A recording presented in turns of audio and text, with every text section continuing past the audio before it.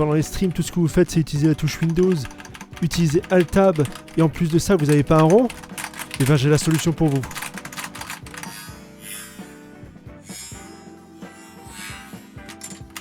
Pour faire cette vidéo, il me fallait donc un modèle 3D afin de réaliser mon Stream Deck pour pas cher. La référence, c'est logiquement Thingiverse.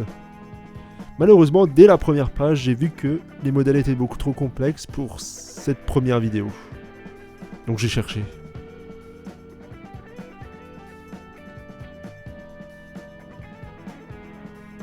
Et encore cherché. Et encore. Et encore. J'ai finalement trouvé mon bonheur avec ce modèle-là. Il était simple, 8 touches seulement. Pas beaucoup de pièces à imprimer. Pas complexe à imprimer. Et en plus, un site web était dispo. Pour les pièces, c'était très simple. Il y avait 2 pièces. La base, et là on enfonce les touches. Plus les icônes si vous voulez imprimer vos... Bref, on verra ça plus tard.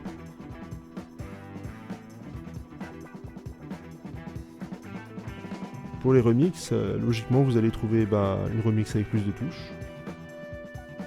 Et ça part un petit peu en freestyle après. Ça c'est à vous de voir. Moi j'ai pris le modèle le plus simple.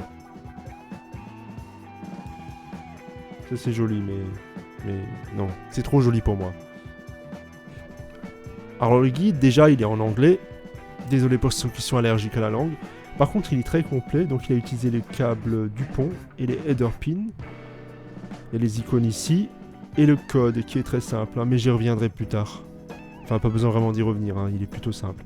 Et à la fin, logiquement, ce qu'il vous faut. Donc pas grand chose. C'est vraiment pas grand chose par rapport à d'autres projets.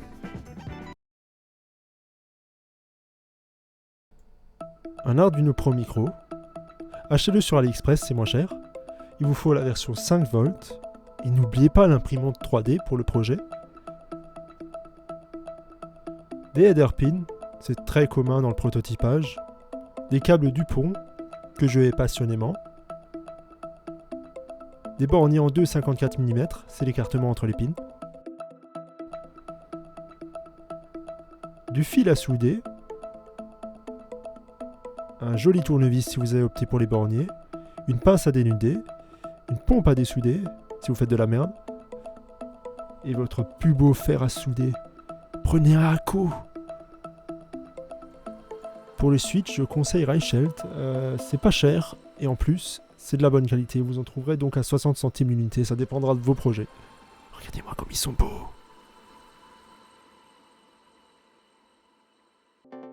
Pour les impressions, je suis vraiment resté sobre. Les paramètres basiques. 0,2 mm de layer height. C'est suffisant. C'est assez beau. C'est plutôt précis. Il n'y a pas de souci. 30% de remplissage. C'est largement suffisant, c'est pas une pièce qui a besoin d'une certaine résistance. 215 degrés pour mon fil, c'est du PLA carbone, donc il faut un peu plus de température. 65 degrés le bed, ça dépendra aussi de votre machine. 50 mm par seconde, c'est suffit largement. Et bien sûr vos paramètres perso. Support vous pouvez aussi, bien sûr, pour le trou de l'USB.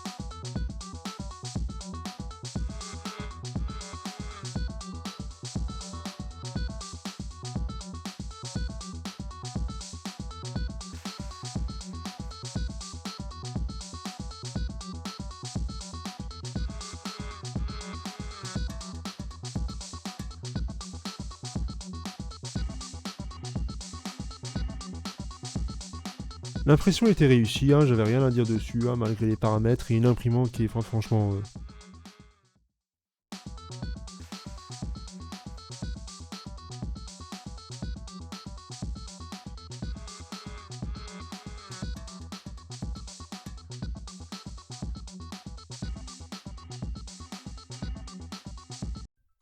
C'est complètement à chier. Donc j'ai décidé de faire moi-même. En fait, j'aime pas vous montrer. J'avoue, je n'aime pas vous montrer quand je modélise des trucs parce que je suis vraiment mauvais. Déjà, je suis sur Tinkercad. Donc le but, c'était de renforcer la structure hein, pour que justement, quand j'appuie sur les touches, parce que ça se déforme pas. Donc au final, j'ai fait 2 modèles. Un où j'ai tout simplement mis des barres de renforcement.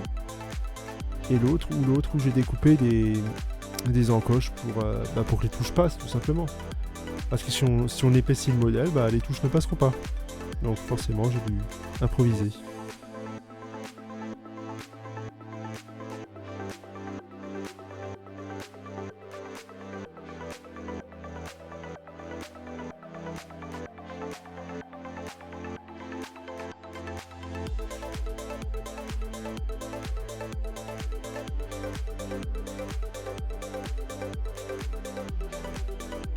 Et je vous avouerai que ça a pris beaucoup trop de temps. Vraiment. Juste pour ça. Il était temps d'imprimer.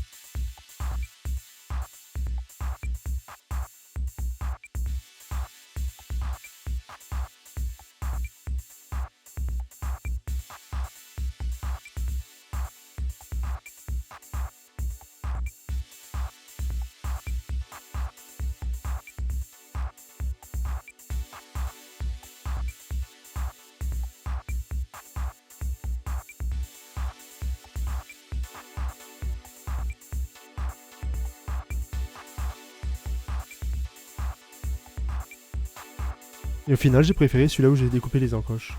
Regardez-moi cette rigidité.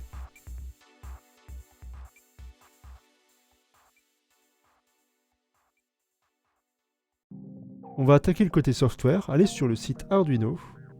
C'est très simple. Hein. Cliquez sur Software. Téléchargez Arduino IDE.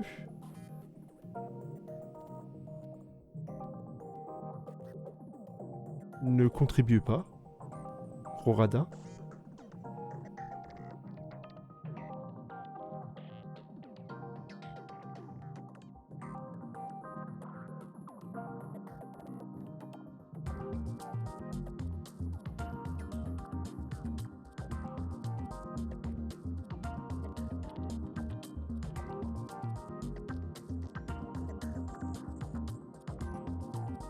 Est-ce qu'on se fait chier? Allez hop hop hop. Plus vite.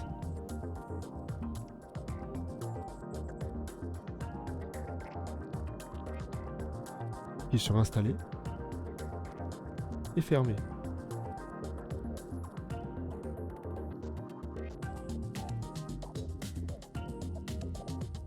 Autorisez l'accès hein, pour votre pare-feu si vous utilisez le pare-feu Windows. C'est mieux.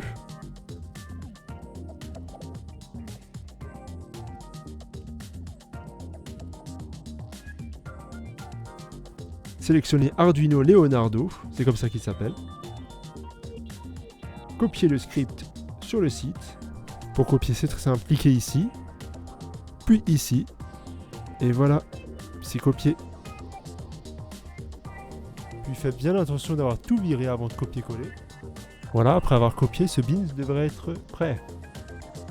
Maintenant, il est temps de connecter bien sûr votre Arduino Pro Micro. Attendez quelques secondes le temps que Windows l'installe. Enfin, le configure. Soi-disant. Comme vous pouvez voir.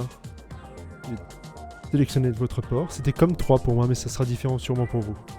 Téléverser. Vérifiez qu'il le fait bien en bas. Normalement, il devrait clignoter. Donc si ça ne fonctionne pas, réitérez tout simplement.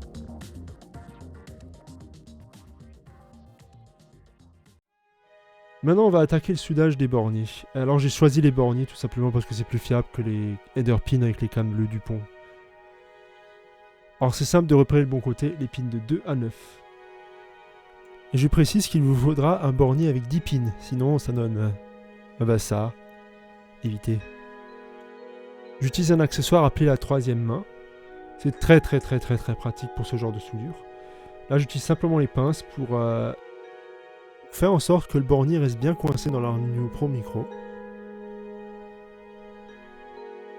Vous aurez compris, c'est plutôt simple par la suite. Je soude une ou deux pins histoire de ne plus avoir besoin d'utiliser la pince pour sécuriser le tout.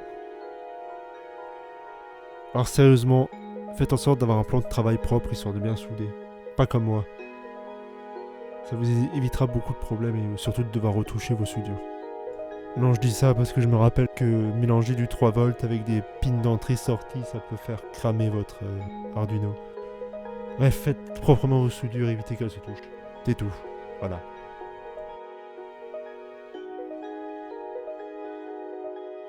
C'est pas très propre, mais ça fonctionne. Voilà ce que ça donne dans le boîtier. Ça dépasse un peu, mais ça ne gêne pas le branchement du port USB.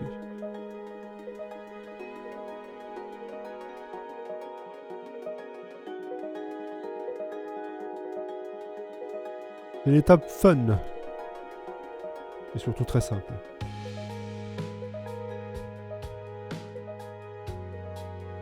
Si votre imprimante est correctement configurée, vous ne devriez pas avoir de problème justement.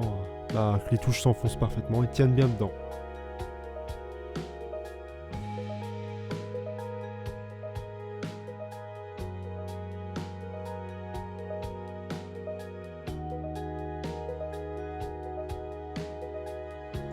Voyons voir ce que ça donne. Et ça passe nickel. Et c'est solide, j'ai bien fait de renforcer tout.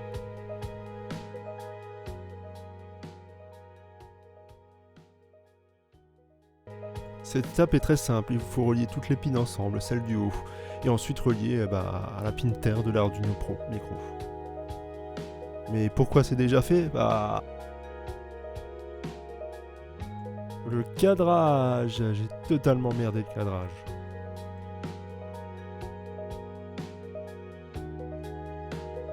Ça va, vous en avez assez vu là ? Maintenant, on doit s'occuper des touches individuelles. C'est toujours la même chose, dénuder, mettre de l'étain, souder.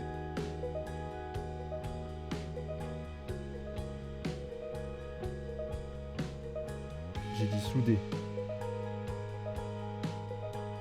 Voilà. Puis réitérer autant de fois qu'il faut.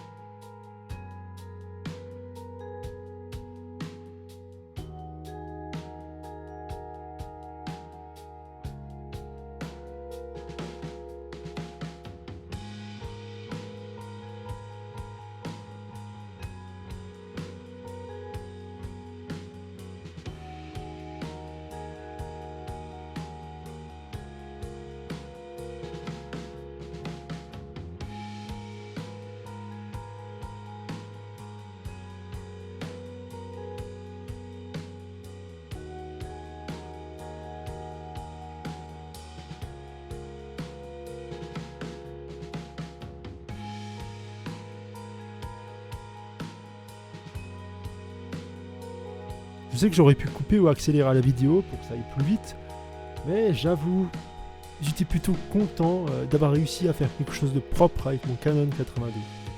Alors les soudures ne sont pas propres, hein, je le répète encore une fois, faites en sorte d'avoir un plan de travail potable, car je soudais littéralement avec les mains tendues. Alors c'est très inconfortable, et en plus je fais de la merde. Et au final j'ai réussi quand même, donc je suis content. Et pour terminer, j'ai tout simplement mesuré à peu près pour pouvoir découper les fils correctement. Vous savez découper des fils.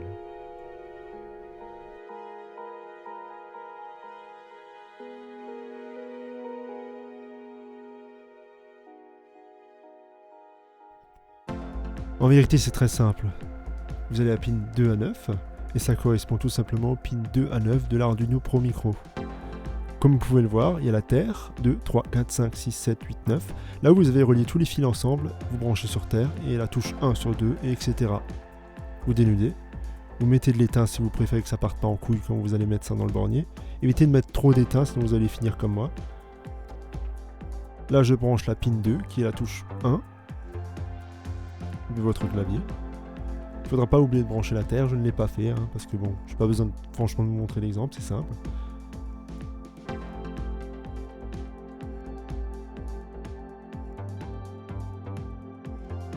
Vérifiez bien que ça tient bien dedans. Hein. La seconde touche.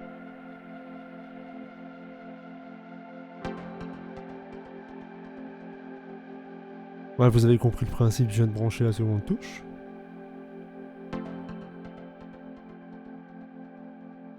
Et c'était l'avant-dernière touche, avant que mon 80 découpe.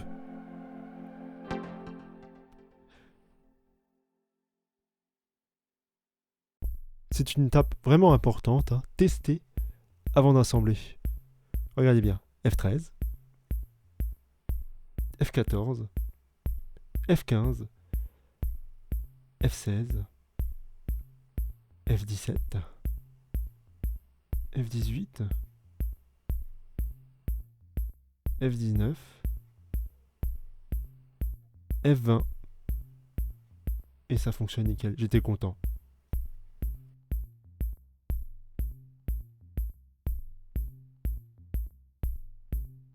Normalement c'est l'étape fun, sauf si vous avez utilisé des fils trop gros.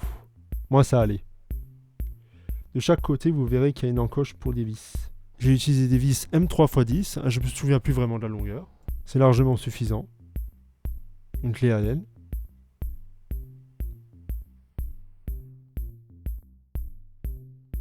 Et il suffit de visser.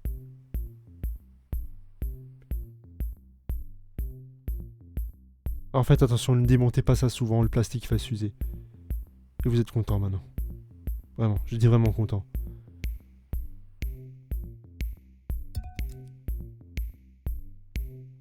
Alors pour les touches, soyons sérieux 2 secondes. Achetez-en. Puis imprimez des motifs. Évitez la solution stupide. Arrêtez là et allez à la conclusion, vraiment. Ne restez pas là. Parce qu'on en trouve vraiment pas cher. Hein. 3,60€ en moyenne sur AliExpress. Prenez les noirs. Les noirs, pas les blanches. C'est moche le blanc. Comme je suis con et radin, j'ai décidé d'imprimer des touches. Mais comme j'ai la flemme, j'en ai cherché sur internet. Et je les ai modifiées. Bref, c'était toujours aussi moche, mais au moins vous n'avez pas attendu. Et oui, je sais, il y a 8 touches, donc il en manque 2. Mais bon, bref, passons.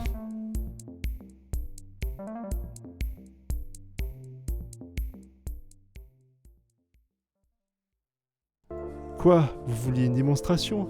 Ah, c'est dommage. Pour résumer, un Arduino Pro 5 volts, pas le 3 volts, c'est important. Header pin et des câbles Dupont si vous aimez cette méthode. Moi j'aime pas, tout simplement parce que les câbles Dupont, une fois que vous les débranchez trop de fois, ils deviennent super branlants et les problèmes de connexion, voilà. C'est pour ça que je préfère les borniers. En parlant des borniers, il faut des borniers 10 pins, sinon ils s'entrechevauchent. Et surtout avec un pitch de 54, sinon vous pouvez simplement pas les insérer dans les pins. Des touches MX standard ou silent. Moi j'ai pris des silent tout simplement parce que ça fait trop de bruit. Enfin, mon clavier principal fait déjà trop de bruit. Donc je voulais un truc un peu plus silencieux. Des vis M3 de 10 mm au moins. La motivation, si vous en trouvez un, soit dit en passant, ça pourrait m'aider. Est-ce que vous devriez déjà avoir une imprimante 3D avec du fil, hein, parce que voilà, sinon ça va traîner sur votre bureau. Un fer à souder, un pas cher suffit parce que c'est tout simplement plutôt simple comme soudure. L'étain, un tournevis très fin pour les borniers parce qu'en pitch 254 c'est tout petit. Du scotch double face ou un pistolet à colle. Moi j'ai utilisé perso le pistolet à colle pour faire tenir l'Arduino au-dessus dans la base que j'ai imprimée. Et bien sûr de la patience. Et une pince à dénuder si vous en avez pas déjà, ou utilisez vos dents si vous voulez, ça marche aussi. Je sais que vous voulez un aperçu, un test, tout ça, mais c'est tellement simple qu'il n'y a pas grand chose à tester, ça fonctionne. Hein. Vous pouvez utiliser ce que vous voulez avec, hein, n'importe quel logiciel. Bon, moi c'était surtout pour OBS que je l'ai fait. Hein. Comme vous pouvez voir, ça réagit très bien. Même en le torturant un peu, en spammant un peu les touches, il n'y a pas de souci. C'est plutôt OBS qui va planter, hein, c'est pas le Stream Deck qui risque de... Enfin bref, voilà les gens. Je pense que c'est suffisant. A plus pour un autre projet.